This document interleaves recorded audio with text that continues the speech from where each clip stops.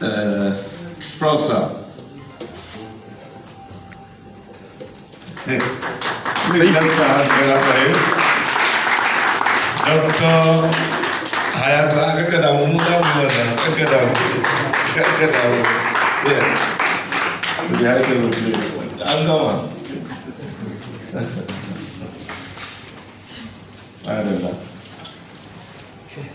Thank you very much. All protocols duly observed. Switch down. I'm Muhammad MUSTAPHA BAGUDU from Accounting Department, representing Professor AHMED BELLO. You can switch this one. Before I start my presentation, let me also greet my prof. Just save it. This is soon now. Okay. The topic of discussion today is mixed methods. I believe from the word mix, we know that it is not just a single method. And before we start the presentation, I want to just give you a preamble of globally what is happening. You know, research is beyond getting data, running the data, get the result. Any data you put into any software, that data will give you the results. And we need to start making sense of research. We are discouraging our students or researchers, whatever they get from the software, for them to just take it like that. It doesn't make sense. If you put figures, you have dependent variable, you have independent variable, you put it on any software, that software will give you results. But the issue, does the result make sense? You can ask individual questions. You can go and interview people. They will tell you their maybe observations, or they can give you answers. But if you go to reality based on what they said, you collect data, you put the data, you will see something that is entirely different from what you have received. Then there is a problem here. Problem meaning that there is need for us to have something that at least we can marry the two. You know, for the quantitative research, our major concern is to get, we have a problem, we collect, we have hypotheses, we collect data, we run the data, we get the result, then we either reject or we fail to reject the hypothesis. But now, there are theories. A theory will tell you that there is a positive relationship between A and B. But when you go to the field, you discover that the relationship is not positive. Now you need to go further and provide further explanation on why the relationship is like that. So that is why there is need now for research to go beyond quantitative or qualitative. You need to marry the two, so that at least you can make sense of your output. That is why there is need for mixed methodology. I think with this introduction, we can now look at the mixed method research. Let's see what it entails for.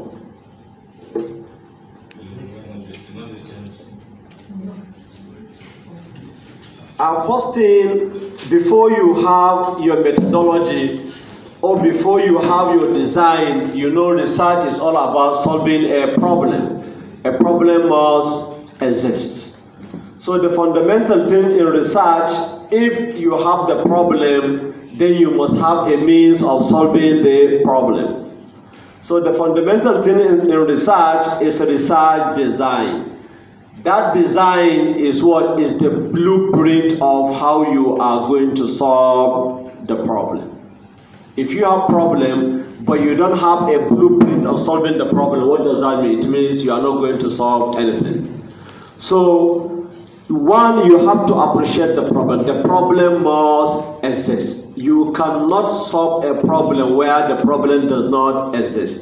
So when you are doing research, it's just like for me, I want to go to Bayelsa, and do you know what I want to study? The issue of banditry in Bayelsa. Does the problem exist in Bayelsa?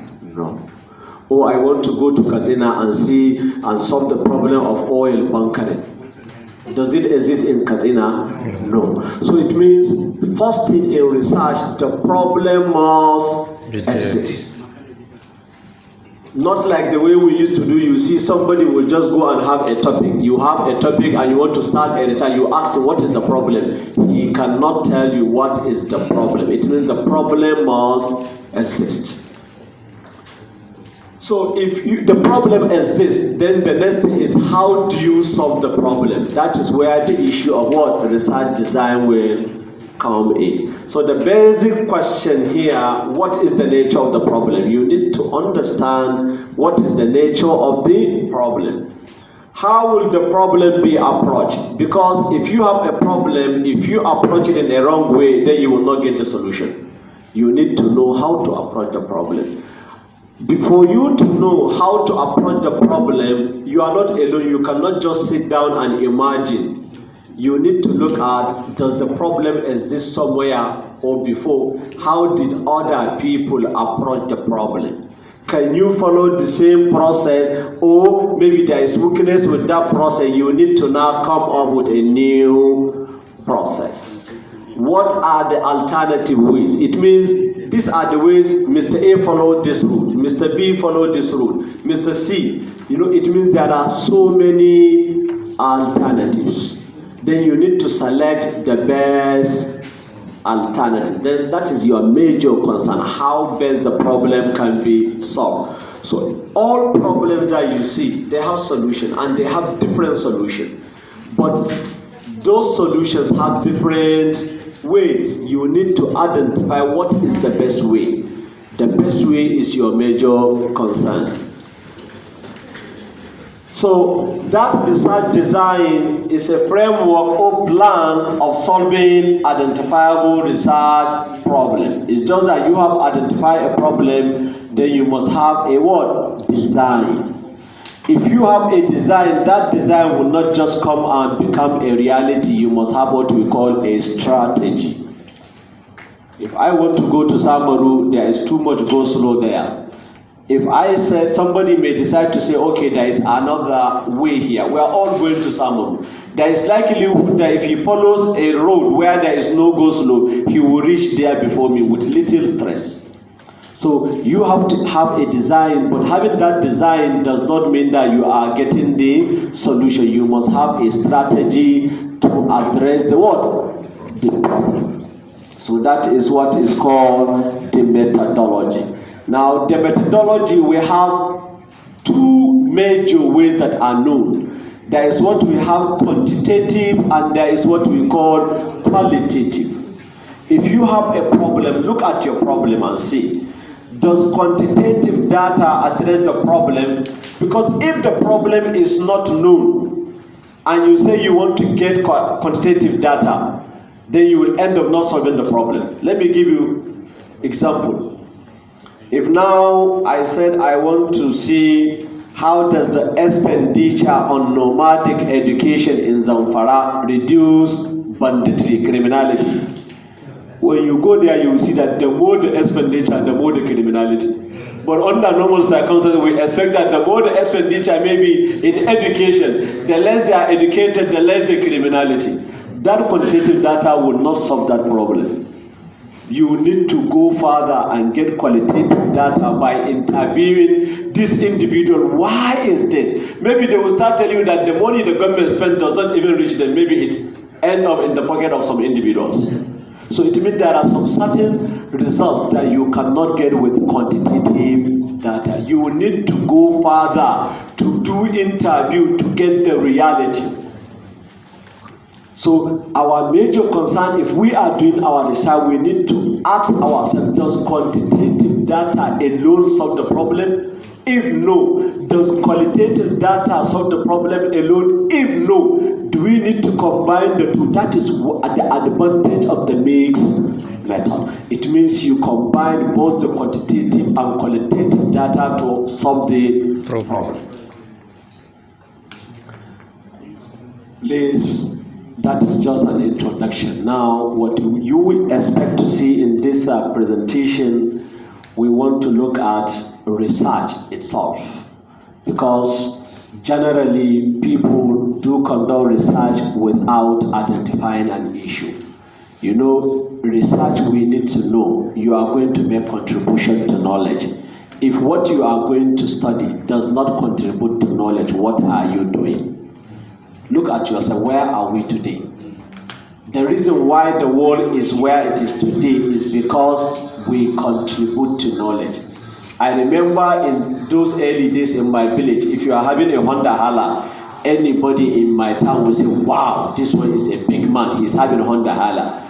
Today, if you are having Honda Hala, who are you? Do you know why? Because the research has advanced to the extent that every year you are seeing new model. The same thing.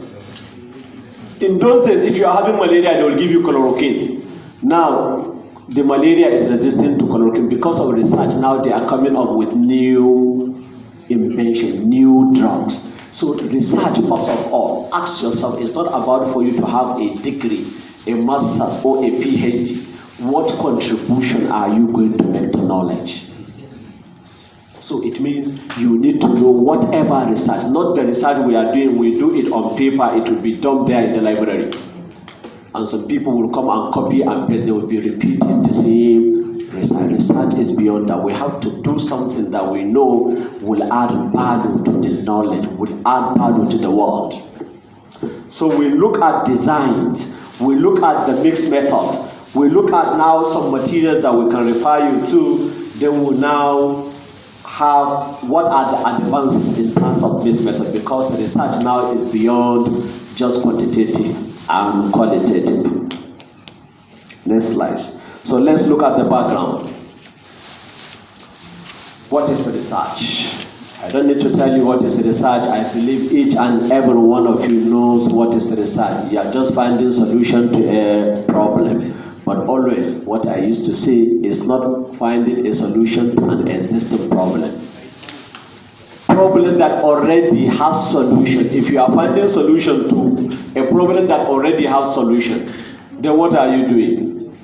You are just wasting your time, because that problem has already been solved. It means research is about what? Solving a what? Problem that doesn't have solution. Or it has solution, but you want to bring another easiest way of solving that problem. So research is not just solving what has already been solved, but you either solve what has been solved by improving the way, or you just need to bring something unique.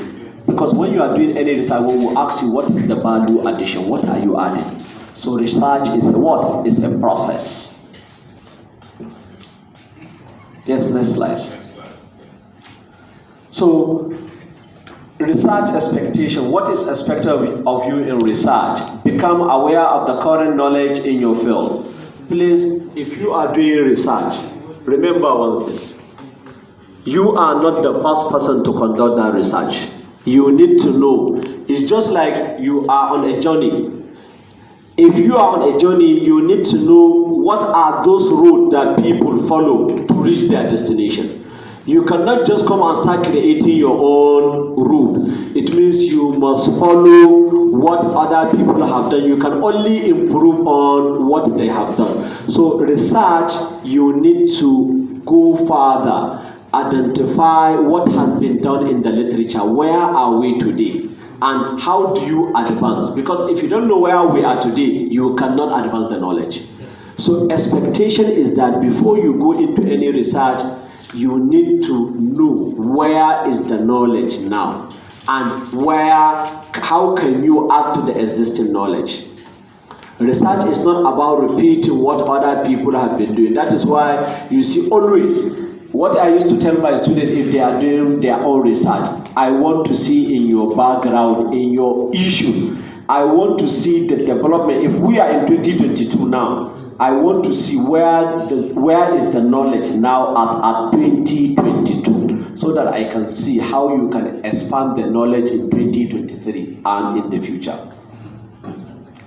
But how do you do that? You must review the literature. When you are reviewing the literature, don't just go and start reading. Nobody says you should not go back to 1980s. Yes, you can go back to 1980, but you have to come back to current reality. Where are we? Because there is likelihood that when you want to solve, it has already been solved since 1995 or since 2005. In fact, if I see in your background, I see literature of 1980, I know that you are trying to solve a problem that has been addressed in 1980s.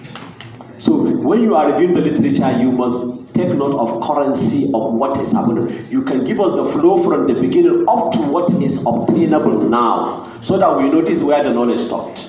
So the expectation is that you need to go deep, learn what is existing in the field of your study, then you synthesize the information and ensure that you are current, so that whatever you are going to do has a contribution. You will be expected to contribute personally to knowledge in your field. If you are going to do that, please, you have to have creative thinking. You have to be careful. Research is not a play. Presenting information in a new way, applying previous research to new problem, proving a thesis. So it means you need to know where are we now and where you are headed. So whatever you are going to do in research, please, the most important thing is that you must identify at least 1-2 contributions that you have made to knowledge. So 7 tips of research. Define your research questions. If you have what you want to achieve, put them in a question form. How does this affect this? Or what is the impact? You know, you are trying to see how the relationship between this and that. Or you want to provide an explanation. So you define your research questions. Ask for help, develop a research strategy. That is the design. And how do you locate your resources? You want to do a research, you don't even have the resources. There are people, in fact, library, I know one of the most important things you help the student is to how to identify their what? Resources. What I used to tell my students, before you even go to research, I gave them some 7 fundamental principles. I said, first, number 1, make sure whatever you are going to do research on is a current issue that will have knowledge contribution and it will have policy contribution. Then make sure that the literature exists. Where will you get the data? What theory are you going to use? So it means when you are going to, you need to know, because if you don't know where to locate your resources until when you start the research, you discover that the data does not even exist. It means you have wasted your time. Or at the end, you will do a research that does not have any implication. It will not add to any knowledge. Nobody will make use of that research. Maybe you only make contribution to literature, you say literature. Now we are looking for policy implications, something that people outside can use it for their own benefit. So use effective search techniques. That searching for the literature or searching for all the data you need is not just now. You know, we are in the era of information technology. It's beyond issue of libraries. Yes, the libraries, the archives are there, but now the libraries are online. One thing, whatever you are looking, you can look for a paper. If you cannot get it, you can go to the library. The library will help you to have that access. And one good thing I know, we have a lot of online resources now available. If you don't know where to locate your material, you will come and say your research is new. Nobody has ever done that. You will prove to you, this is academics, will prove to you that so many has done that. It's just that you limited your search in a particular place. There are a lot of data. You can go to Google Scholar. There are ways that there are some data that even if they say you have to pay money, there are ways that you can get the data. You can go through your libraries, you can get this data. So please make sure that you make use of effective search techniques. Not only downloading the data, please read critically, synthesize, and seek meaning. There are situations whereby you read something and you misinterpret and you present a wrong information. The researcher is always careful. So you have to be very, very careful. Understand the scholarly communication process and cite sources. That is what we teach students now. We call it academic writing. That academic writing, we will even teach you the words that you are to use in putting your problem. We will tell you what are the words to make use in putting your questions. What are the words to put in making your what objectives. Because academic writing is different from normal writing. It really, you need to be familiar with academic writing, because I know for the past 4 years we have been teaching academic writing. In that academic writing, we will teach you how to even connect your sentences, how to even put your paragraphs, how do you make flow, where do you make use of words like although, however. You know, there are certain words that are academic in nature. A researcher must be familiar with this kind of words, because that is the flow, so that the reader will see connection between your previous paragraph and your next paragraph. He will see when you are finishing, you know, there must be a connector. So you need to do that. Whatever you are going to do in research, it's a serious matter. It's not just for you to say, for you to write a paper and you say you have 20 publications or you have 10, 30, you know, it must make sense. Those publications must have what? Contribution. So the research process, these are things that we are familiar with. Problem identification. Always the research starts with what? Problem. You must identify a problem. Please, do not just identify the problem in your own imagination. The problem must make a practical sense. Problem that anybody who read your work knows that in practical sense, that problem make what? Sense. Not just a problem that in theory, but when we go outside, it does not make sense. Then after identifying the problem, please don't stop there. What I used to tell my students is that if you identify a problem, now you have a duty to identify what gap exists in the literature.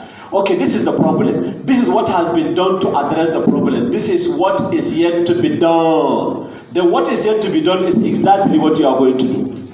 So the problem identification is not about identifying only a practical problem. The practical problem is there, but look at what has been done to address the problem and what is yet to be done. Don't go and do what has been done already. Your own is to do what is yet to be done. That is your own problem. After you have the problem, what do? You raise questions. Now, what are the questions? Those questions that will help you to solve the problem. After raising the question, then you now raise what? Hypothesis, some preposition, the likely. You know, if you say maybe there is positive or negative, or there is no, you know, when you collect the data, you will see whether those relationships what exist to confirm. After doing that, please don't stop there. Review literature again. You know what I used to say before? To me, you know, it's a different perspective. You have to start the literature review to know where the knowledge stopped before you even identify your problem. Then you come back to the literature again. Because if you did not review the literature, you don't even know where the knowledge is in. What is the gap available? You don't even know what is yet to be addressed. You will end up addressing what has been addressed, and that is majority of our researches. What has already been addressed. So please, you go back again, review the literature, look at the theories that explain the relationship between your variable of what? Interest. After you do that, then now you come back and select a methodology. That is the research strategy. How do I address the problem? Am I going to make use of quantitative data or qualitative data? Or am I going to make use of what? Mixed method. If you now agree on what to do, what do you do next? Then you go and collect your what? Your data. You do your analysis, your interpretation, and you come to your conclusion. That is the research process. And the analogy there, please, always, I said, where you are. It means if you want to look at, start research, you need to know where you are. How do you know where you are? You have to review the literature to know what has been done in that area. After doing that, then ask yourself what you want, where you want to go. Do you know where you want to go? What are you going to address which has not been addressed? Because if you know where you are, you know what has been addressed. Now you know what has not been addressed. That is where you want to go. After that, now you want to go there. Did other people go there? How do they go there? Is the methodology or the way they follow in going there correct? It means you have to look at how other went. You can see different ways of doing that. Then what do? You select a tool for your own. If Mr. A, Mr. B, up to Z, they have selected, now you can adopt Mr. A or Mr. B. But if you are adopting anyone, you have to justify to us, why did you prefer this one, not that one? Research is all about justification. Now, select a tool. Then if you select a tool, then you start going, you start doing. Then after you do that, what do? You arrive at your result, then you make what? Report. So now the issue is about what? Design. We said design is a plan to address a research questions. You have your questions now, it is your problem that you transform into your what? Into your questions. Those questions now, you have to have a plan on how to answer those questions. A general framework of operating research problem. Don't forget, it is your problem that you transform into question. Now the plan of addressing that problem is what? Your research design. A blueprint that guides the conduct of the research. You have a design, but that design does not achieve itself. You must have a strategy, and that strategy is called a methodology of achieving the research design. Now, the basic design that we know, they are quantitative and what? Qualitative. I remember when I was doing my MSc, I was thinking if you use questionnaire, it is a qualitative research design. It was later on that I realized that that's not the correct position. You know, we are learning. Before I thought if you issue a questionnaire, it is a qualitative design. But later on, I know this questionnaire can be structured and be quantified. And you're wrong. There are a lot. One good thing is that there are a lot of softwares now available. You don't need to. In fact, there is this data. It's just like you are talking to an individual. You just give it command. You say describe. It will give you descriptive statistics. You will just have your data. You say correlate. It will give you correlation. You just put the data and say regress. It will give you regression result. Now we have to achieve advanced level in such a way that these softwares can do this for you. So it means if you are using quantitative, there are a lot of software. If you are using qualitative, we have NVivo. There are a lot of softwares now that you can use and put even statement, and it will describe the statement. It's just you give instruction. So the basic design that are known are quantitative design and what? Qualitative design. For the quantitative design, you get quantitative data. You have your hypothesis, you have your variable between your IVs and your DV. You now put it and it will show you how does those IVs affect the what? DV, the variation in those IVs. The same thing, there are now qualitative softwares that you do interview. Those interviews, you transform them and you put them into the software will do analysis for you. So the main thing that we know are quantitative and qualitative design. But now the world has advanced. I could remember during my PhD, the theory says there is a positive relationship between one IV and the DV. But I found out that there is a negative significant relationship. I was put, in fact, more than 30 minutes, I had to justify why did my result contradict the theory. Because the theory established this. Now I'm saying that no, there is a negative and significant relationship. And I was told that had it been I make use of qualitative data, I would have gone there to the industry to ask, why is this? Maybe I can get some practical explanation. So that is why I say now if you are using quantitative data, run the data, the theory says this.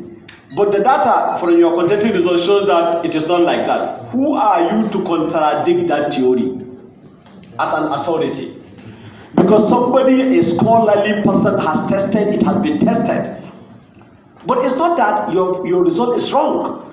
But you need to go further and find a practical justification to show that yes, that result could be sought because of this and that and that. But you did not conduct any interview.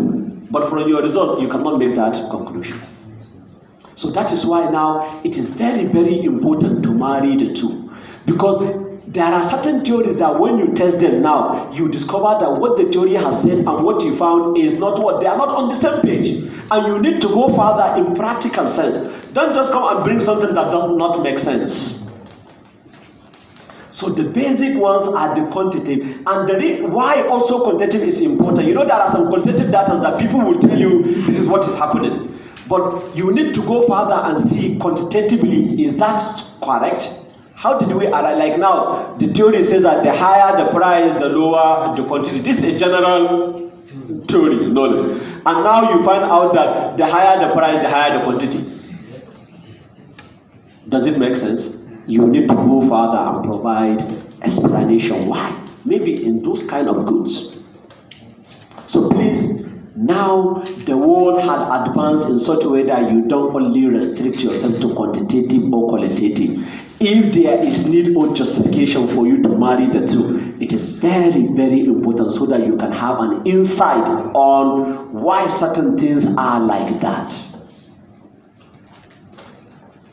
Please, let's go to the next slide. So when you look at the approach, if you are using quantitative, you know, you can use experimental, quasi-experimental survey. If it is qualitative, you can take grounded theory or case study, or you can study cultures, or you want to see phenomenology in terms of maybe interview those that live, they have experience of what had happened. So there are a lot of approaches. Our major concern now is the mixed method, which we are going to see the sequential, concurrent, and transformative methods.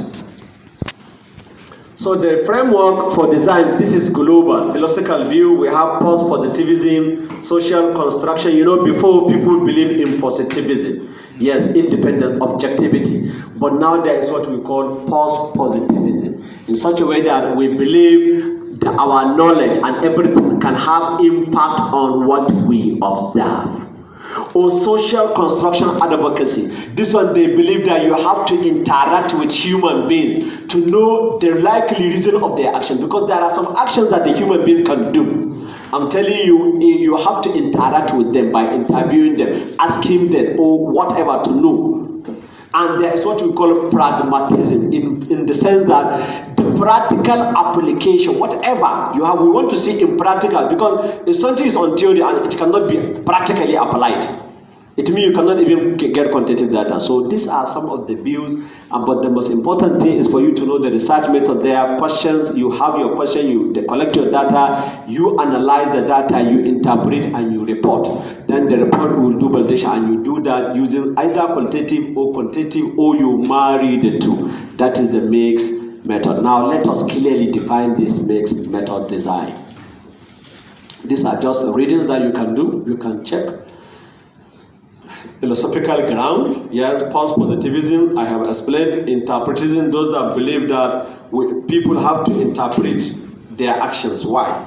You know, sometimes you don't just mere just conclude. You need to act so that you see the interpretation of human actions. And we have deductive approach, whereby you have a theory, you can collect the data, your hypothesis, and you do that. Or you can start with what? Inductive approach. That is where there is no much knowledge on a particular event. You can start with inductive approach by coming up with something before you go and ask. So the qualitative and quantitative are the major concern. Next slide. What is that mixed method? From the definition, I said mixed method is the combination of both qualitative and quantitative in one single research. It means both your questions, you can use quantitative data and you can use interview to understand the nature. So it's the combination of quantitative and qualitative approaches to collecting, analyzing, interpreting, and reporting data for addressing a research problem. It's a strategy that crosses the boundaries of conventional paradigms of research by deliberately combining methods drawn from different traditions with different underlying assumptions. is a procedure of collecting, analyzing, and mixing both quantitative and qualitative research and method in single study.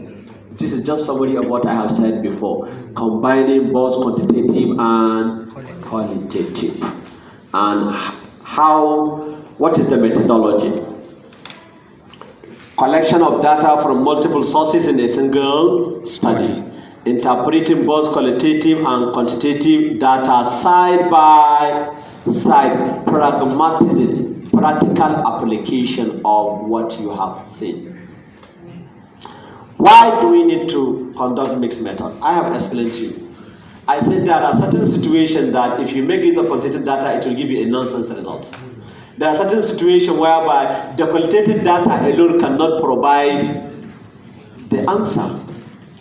And I gave you example. You know, sometimes because we don't want to practicalize, I'm telling you, I'm sorry, I don't need to talk about insecurity, but if you look at the insecurity that we are having now, these are certain things that we need to go further and conduct researches to see. Because it is not possible every year. If you see government budget, government are spending billions of naira for security, but is the security being addressed or is becoming worse? Under normal circumstances, the more you expend expenditure on defense, you expect security to improve. In this kind of study, if you go and get government data, you see expenditure from 2010 to 2022 now on government security.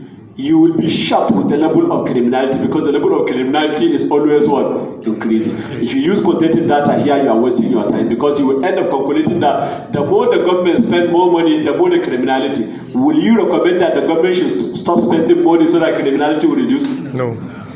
You will not. It means quantitative data in this case cannot, because even the recommendation that you are going to make does not make sense. Because the data shows that the higher the expenditure, the higher the criminality. You cannot recommend, because if it is quantitative research, you say, now because of that, since there is they go line in line, you recommend that they should reduce this so that criminality, because the objective of the government is to reduce this criminality. So you cannot make that recommendation. But when you go now, you combine both quantitative and qualitative. Maybe you go further to discuss with this bandit. You will discover that it is beyond what we are seeing with our eyes. Then you can make some recommendations that are going to be implemented. So it will be mixed method. There are certain situations whereby quantitative research alone cannot solve the problem. There are certain situations whereby qualitative research cannot solve you have to combine the two.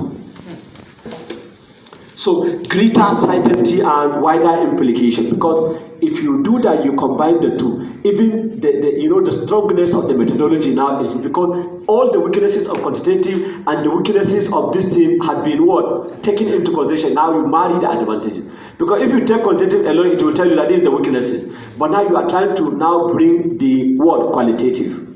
So it has greater certainty and wider implication, then overcoming epistemological differences, because there are differences between the quantitative and qualitative. Provide more rigorous and robust approach. Then triangulation component, validate data from multiple sources. Provide more refined and robust conclusion. I think if we go into that, especially when you look at the current realities in social science and even in other fields, is beyond only quantitative data, is beyond only qualitative. Now, if you assume now, after discussing with these criminals, you discover that there are some of the ways now maybe this criminality can be reduced. If you recommend, now if the government implement, the data will be available now. You can collect the data and now see whether there is impact or there is no impact.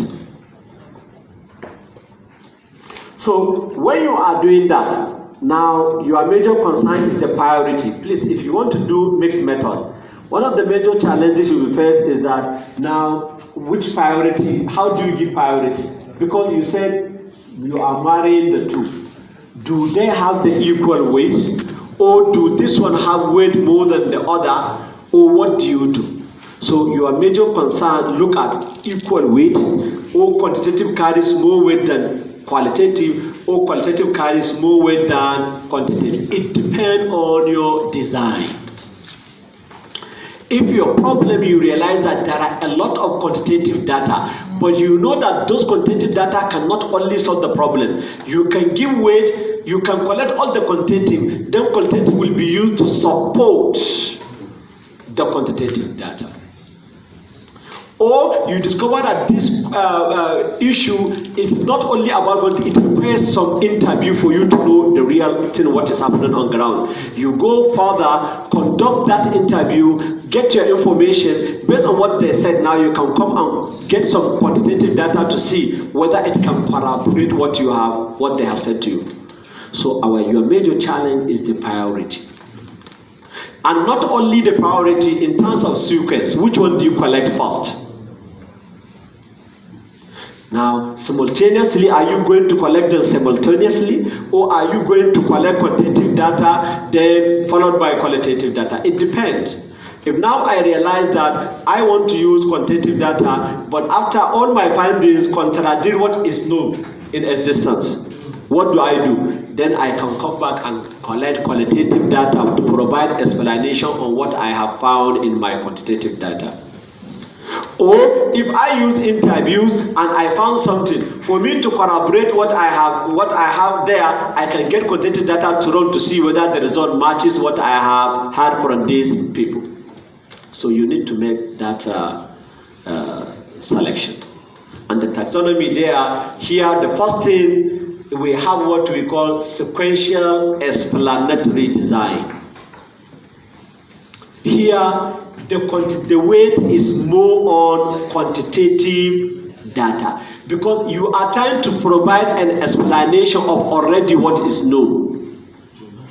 If you are to provide explanation on what is known, you get the quantitative data, you run it to provide explanation on your results. Then what do? You get qualitative data to provide that explanation.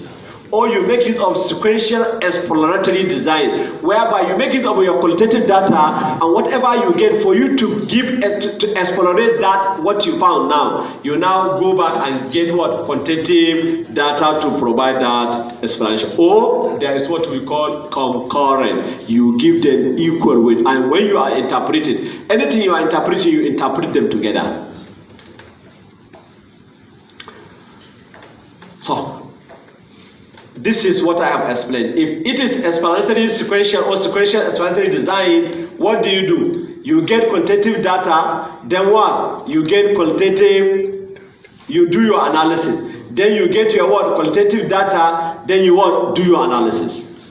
I gave you an example. I found the theory says there is a positive relationship between this and that. I collected all my data and I found that there is a negative relationship. What I use is what? Quantitative data. But now I can go and get qualitative data to provide explanation on why my result is such. It means I'm using explanatory sequential design because my quantitative data gave me something. Now I want to go and do interview to provide explanation of that. So you see, the priority is on quantitative data. The researcher collect and analyze quantitative data, follow up by collection and analysis of what? Qualitative data. Connect the pieces by using quantitative result to reshape qualitative. Then your research questions and the data collection. So the most important thing here, you need to know, you collected your quantitative, you analyze it, and now you follow it by what? The interview to provide more explanation on what you found in your quantitative data. Then the other one is what we call exploratory. The exploratory is whereby you start with what? Qualitative data. And this is what you get from the interview. Now you take that and collect, if the data exists, quantitative data, to run it to also clarify more on what you have gotten from your what? From your interview. So the sequence is that you collect your data, qualitative, you analyze it, then you now get quantitative data, you what? You also analyze it. So it's the same explanation I made in that table or in that diagram. So there is what we call concurrent triangulation mixed method, whereby you give them equal weight.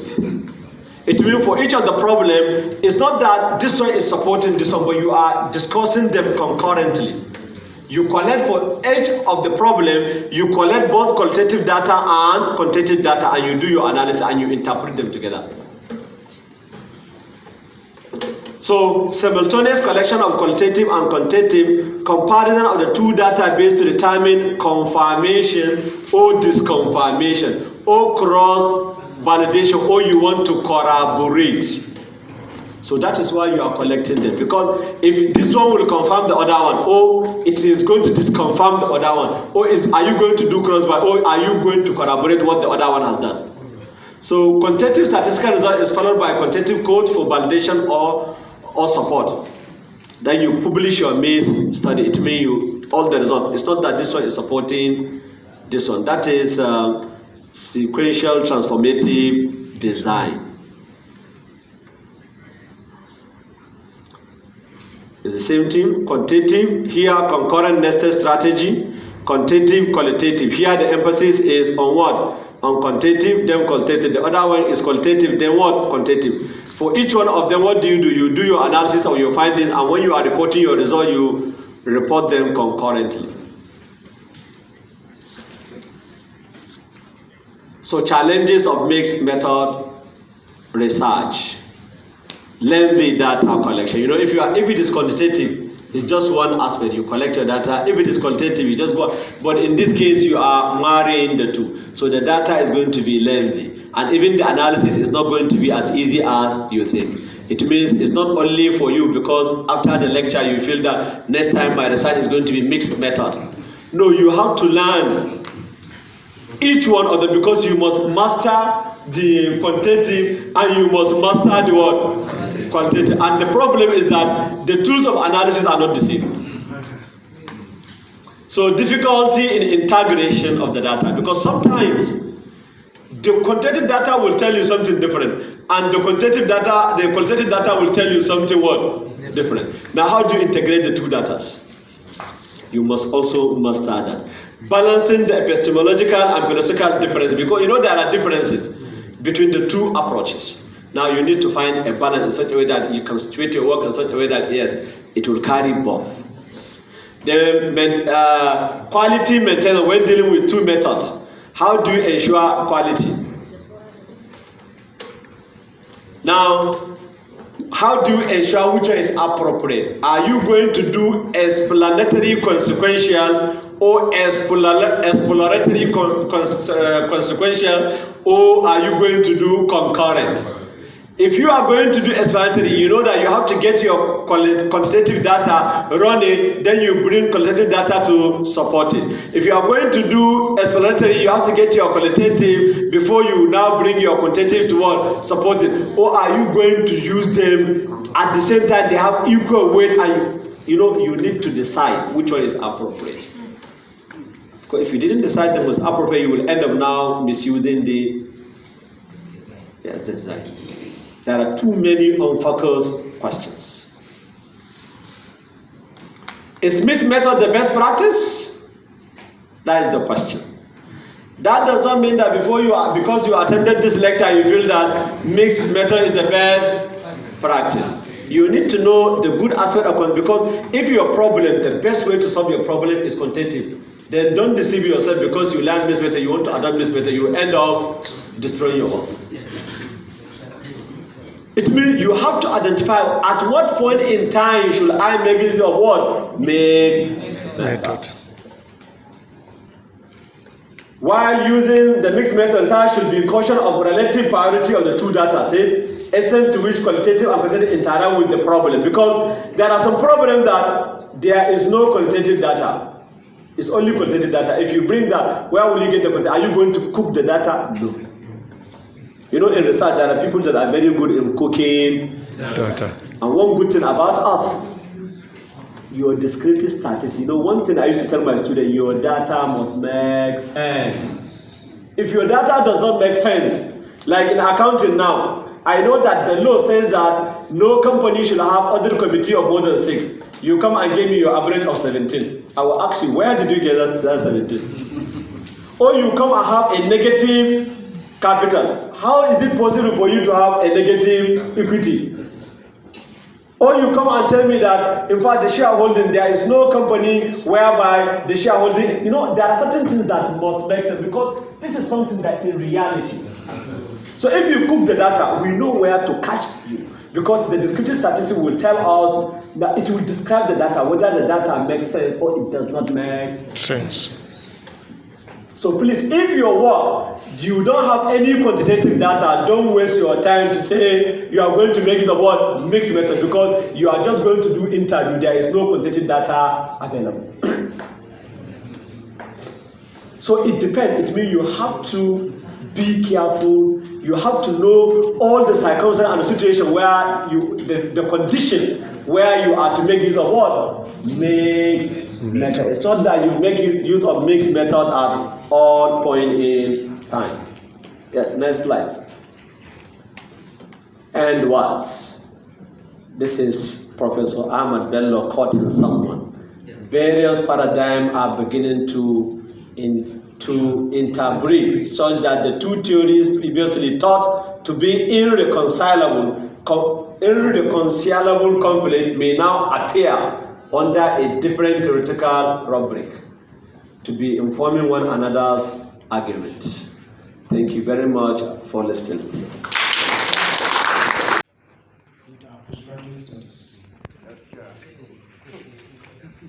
And something needs to be done about it. We, the younger and upcoming colleagues, need to put our heads together and do something about it. The man here, the research he's talking about, when he was talking, people were complaining, but it's a fundamental problem we're experiencing in EU now. Postgraduate students are not after doing the research, just after going to one business center and doing copy and paste. Downloading the work. So it means something is wrong with what we are doing in our postgraduate programs, research methodology. And what am I saying in essence?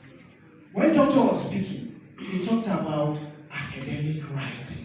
Yes. I don't know of Congo, but go through the departments. I don't know of Congo, but go through the departments, go through their postgraduate curriculum. You don't find this course, academic writing, being taught. Then how will the student just go through research methodology and the different courses in the core departmental area, and you just expect him to now know how to write academic reports or research reports? I have the opportunity of going through postgraduate schools and doctoral colleges in different parts of the world. And in Europe particularly, I found in one of the high schools, an high school is a league of information schools in the world with certain standards. In one of the high schools, what I found in their doctoral curriculum is they teach academic writing, academic presentation, academic argumentation, in addition to research methodology being taught quantitatively, qualitatively, and mixed method. But what we do here, it's not. So because research is not just knowing about research methodology, there are certain skills that you need to be able to do the research. And those things are missing in our curriculum. So Dr. Bagudu and my learned prof that is here, what I'm calling for is we need to have a doctoral, in postgraduate school, we need to have harness people from different parts of the university that have skills in certain aspects of research that is required.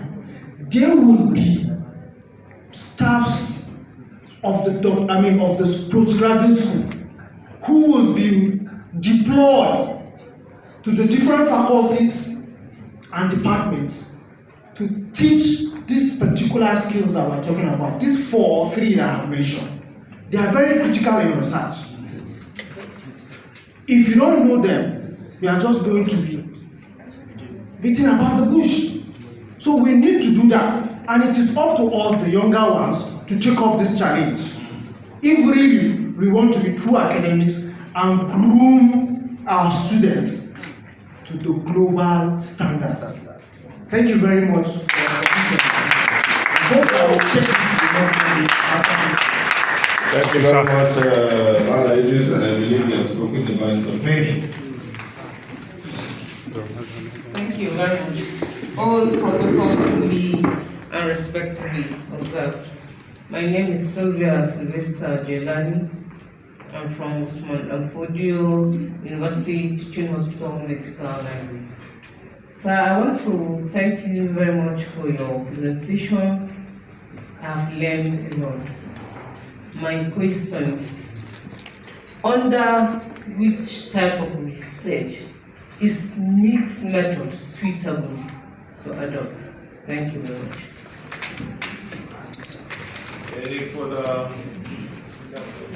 Any further questions? Good morning, everyone. Sir, my question is based on the use of research questions and hypothesis in mixed approach. Is it that you are going to use the two since you are using mixed approach? And again, is the issue of the method. Among these 3 methods, the qualitative, the quantitative, and the mixed approach, which one is being practiced globally?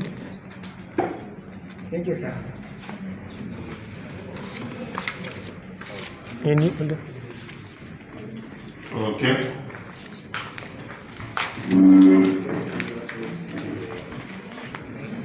Good morning, sir. My question is, what makes the difference in weight by using qualitative or quantitative method? How can you differentiate?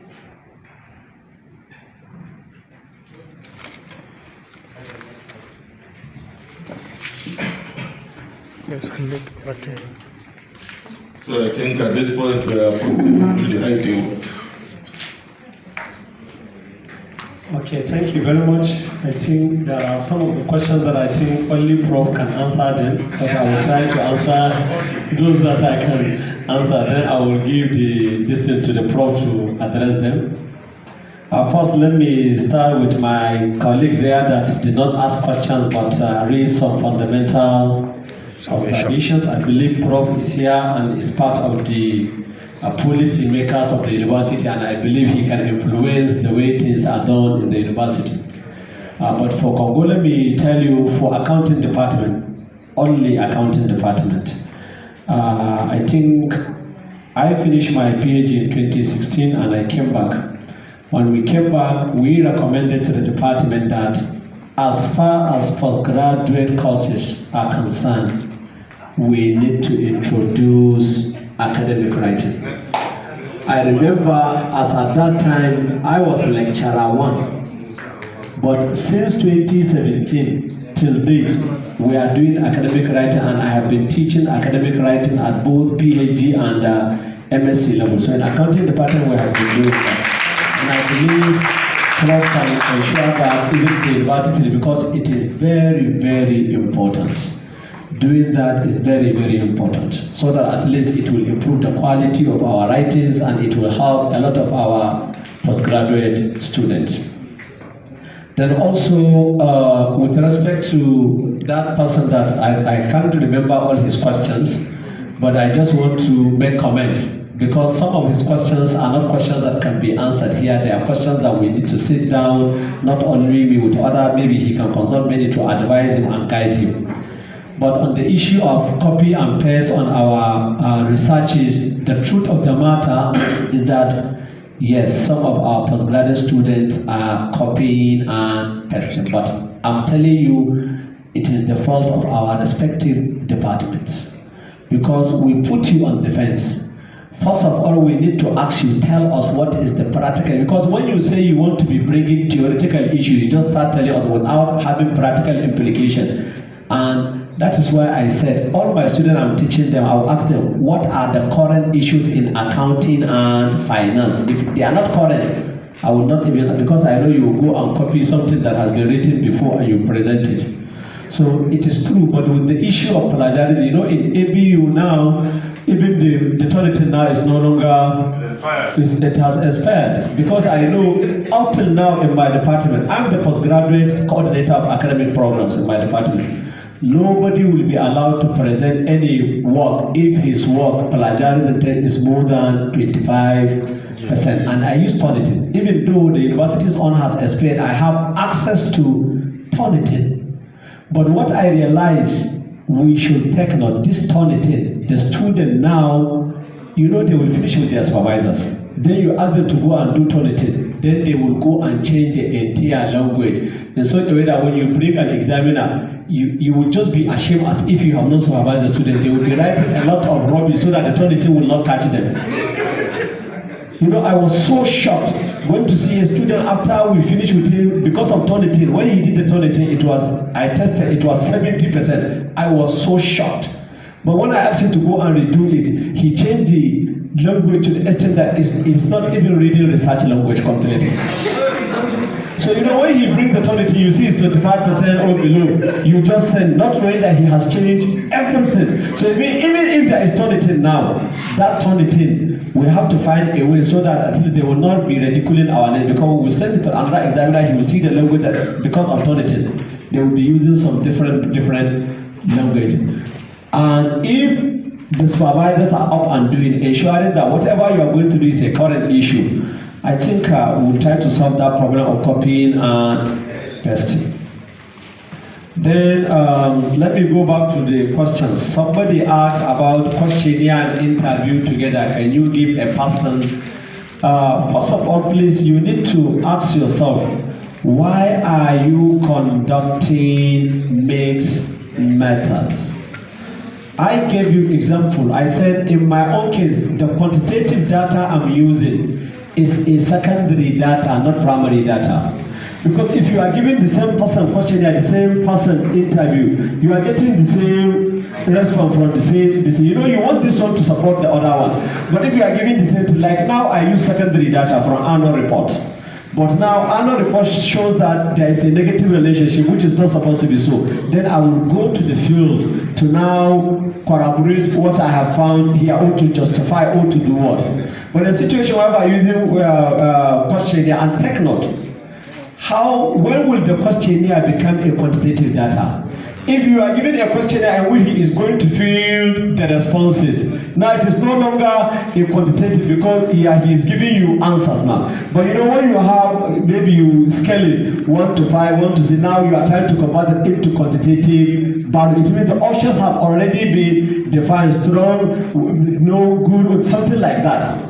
So I don't think if you are giving the same individual, because this one is expected to support the other one, but you are giving the same individuals.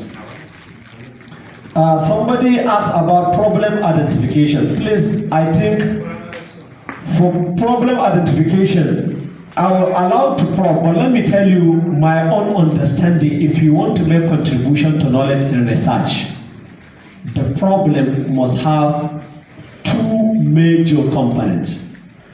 The problem you must have a practical problem. Practical problem is something that is currently a problem in a particular environment. But for research, it does not stop there. You have to go further to see what other people have done in other areas to solve that problem. That is where you cite them.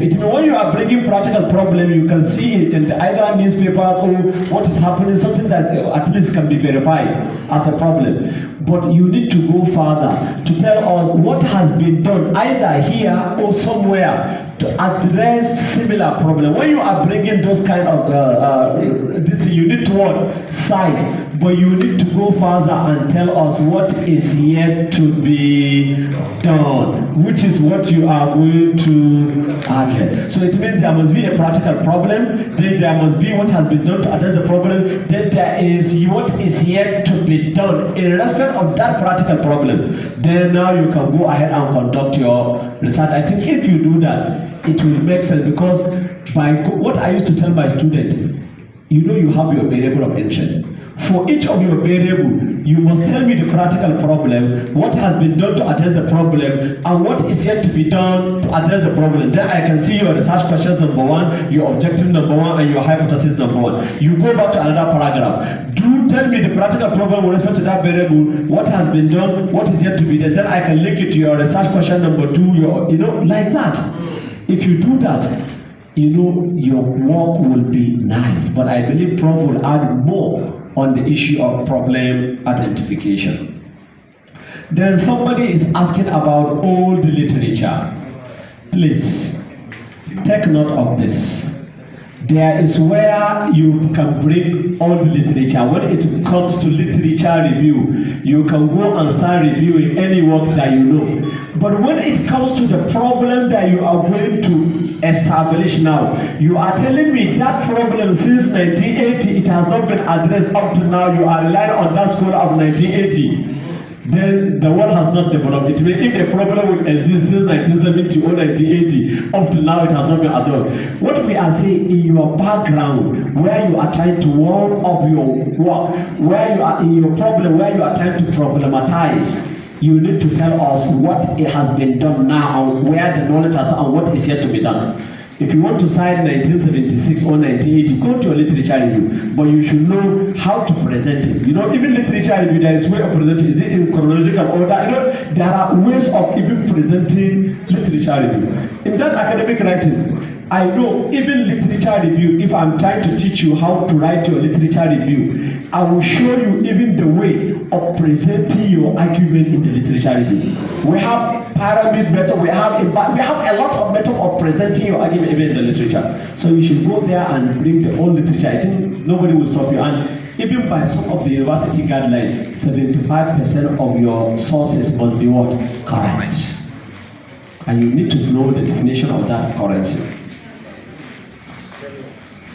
Somebody is saying that if you are using mixed method, is it that for some questions you make use of mixed method, some questions you have quantitative, some quantitative, it depends on which methodology you are doing. If you are using sequential explanatory, your main concern is the quantitative data. The interview will only support your findings in the what? So it means the same question, you run your quantitative data, you have your result, but maybe the result is looking somehow. Now the quantitative data will provide the explanation on why the result is such. Or if you are using sequential exploratory, already you are using your quantitative data. You only use quantitative data to support what you have. So it means the questions are the same. But when you are using concurrent, you may likely have some questions that will be addressed by the word quantitative data, while some questions, because of the nature of those questions, they cannot be addressed by quantitative data, but rather qualitative data. The other, my friend, I think about your topic, we need to see outside to know whether you should use quantitative. I think the profs and co are there, they will guide you. But if your approach you cannot get quantitative data, why should you take quantitative? If it is quantitative, take quantitative. If you can get both, then think of either sequential explanatory, you start with quantitative, then you support it, or you use what sequential explanatory. It depends on what you want to do. Somebody is asking a question, maybe I will leave Prof to answer that, or whether topic, whether title, which one is the correct. Then I think that question only Prof can answer, because I know what is the difference between your topic and your title. Please, Prof will answer that question. Somebody is asking about plagiarism. See, in academic writing, we teach you how to avoid plagiarism. I was taught in academic writing how to even paraphrase. That is a topic. Paraphrasing. In that topic, they will teach you how to paraphrase, how to present the same idea, not using the same language. So plagiarism, why do they say that level of select they gave you 25%? Because they know there are certain words that you cannot avoid. They didn't say 0%. So please, in academic writing, in fact, I know in Congo we used to even organize workshops. You know, sometimes in the university, if now I said I want to organize workshop, they will say, but we don't want to start making money. You see, there where I learn, any place I see workshop, I will pay my money and go and do workshop. Nobody did data analysis for me. I learned it through going to workshop. But here, we started doing that. They now reported us that we are trying to make money from students. We say, okay, hold your money, we will hold our knowledge, but we will teach you the one we can teach you in class.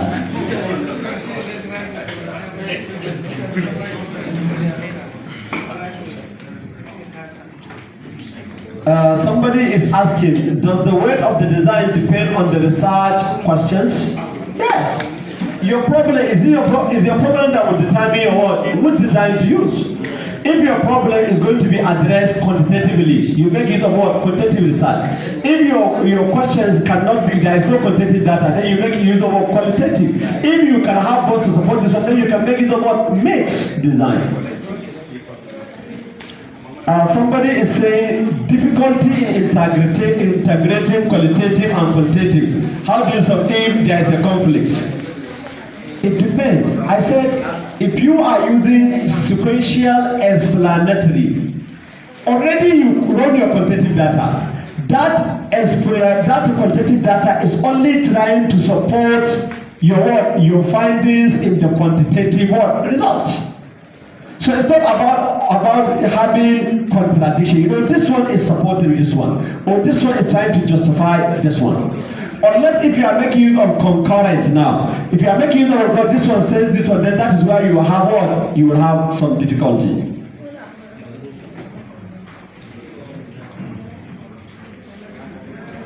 Somebody is asking which type of research is mixed. Already we said we have 3 types now, either quantitative or qualitative, or we have what? Mixed. So it means that research, if your data is quantitative, you can collect the data, run it, test your hypothesis, then it is what? Your quantitative. If it is qualitative, if you are going to make the use of the two, then it becomes what? Mixed research. Somebody is asking whether to make use of questions, whether to make use of hypotheses. I think if you can make use, if your questions can be transformed into hypotheses, there is not a bad in doing that. So that is why not on the quantitative research you discover that you have research questions and at the same time you have research hypothesis. But you know, for the quantitative research, sometimes we may have only the research question and it's allowed, but I believe PROF will shed more light on that.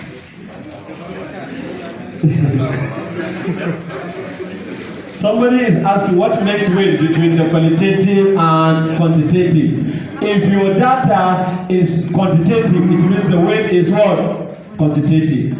If your weight of your data is what? Qualitative, it means the weight is of what? Qualitative. If you want to make use of qualitative data to support the quantitative data, or you want to make use of qualitative data to support the quantitative, then you make use of what? Mixed method. Thank you very much.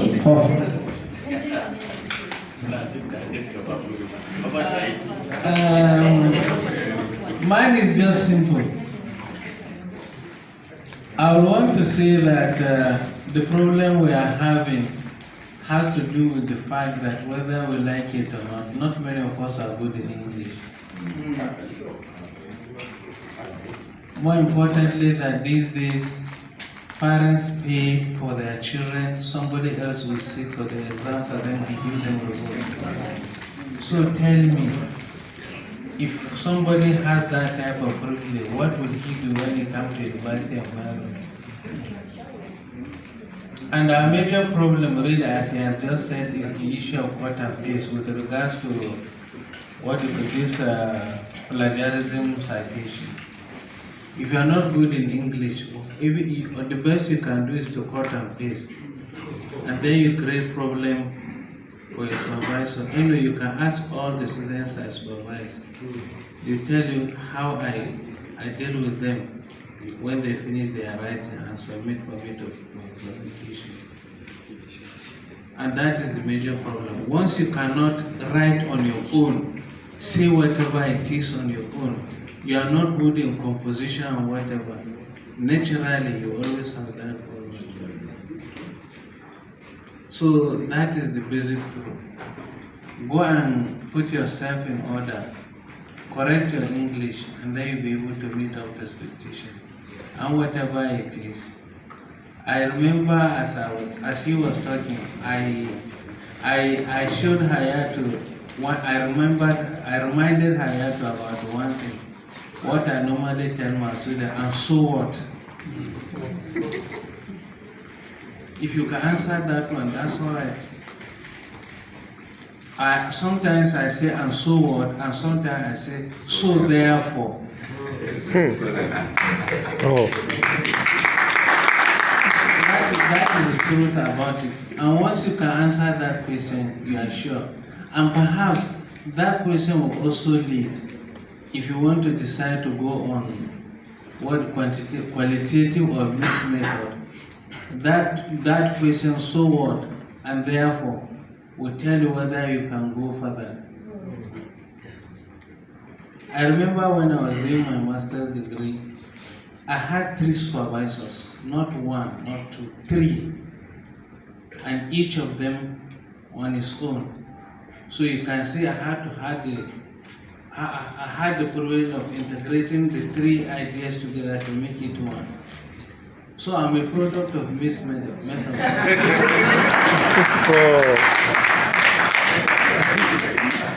So sometimes it depends on the topic you want to, but really if you want to do justice to your work, whatever you find out, try to ask yourself this question, so what and so therefore.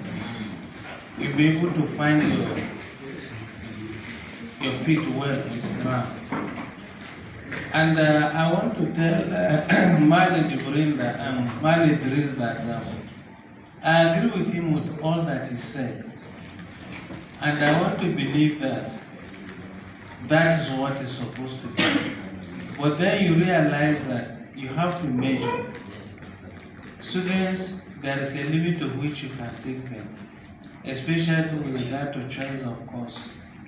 What is elective and what is public. If there is nothing you can do about it, then this problem will not be solved. I remember, though I'm not supposed to see it, I won't see it. I think I'll just leave it like that. When we get out of the hall, I'll tell you certain things that you have to keep quiet. Because as a result of what he has just said, in fact, we have already booked an appointment with the Executive Secretary NUC. Ideally would have gone before now. We're supposed to have been in Abuja today to see, but we are told that they are selected, so that we can preach it. What I'm saying generally is that NUC is trying its best to revisit curriculum of programs, not only library science, all over. And so it is as a result of that you can fix in new things and remove those you think that they cannot be removed. And there is a limit to which you can do that. So the fact that there is provision for review, for those of you who did information policy, so one of the things is for a policy to stand, there must be provision for review. After a given time, it's just as what is happening with our constitution now. I think the process of review. So that is what. So nothing is sacrosanct. Provided there is plans for review, things will work well. And with regards to topic and title, the first thing you have is a title. A topic is a subset of a title. So take note of it. There is no. I wonder why you shouldn't be confused. Why should you get yourself confused? Topic is a byproduct of title. You have to have it. When your parents married you, gave birth to you, didn't they give you a name? That is your title. And when you have children, didn't you give them? They are subset of you, isn't it? Yes. I told you what I'm talking about.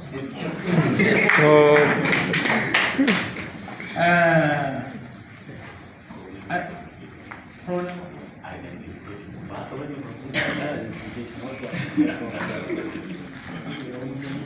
No, the problem is that there are various strategies you can adopt. What is most important? The first thing is, I remember if I'm teaching what do you call it, research method, I used to draw this thing.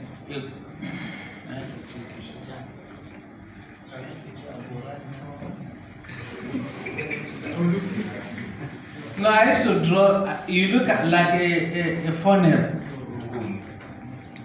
Oh yes, you know, first of all, when you want to go on research, if you want to meet yourself, first of all, you have all the areas you want to study.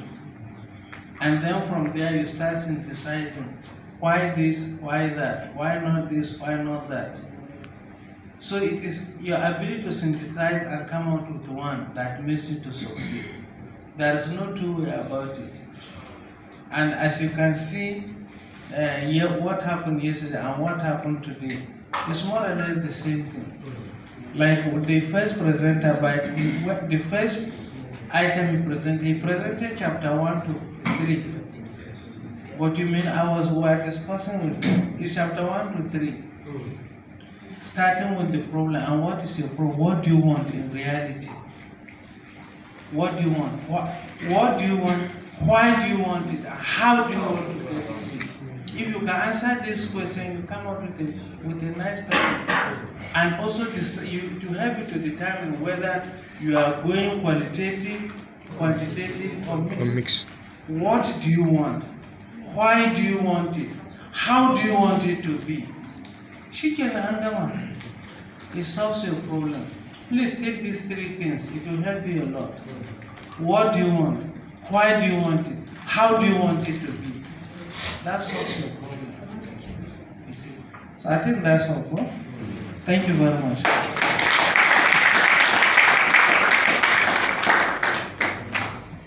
Thank you very much, Prof, for that clarification. As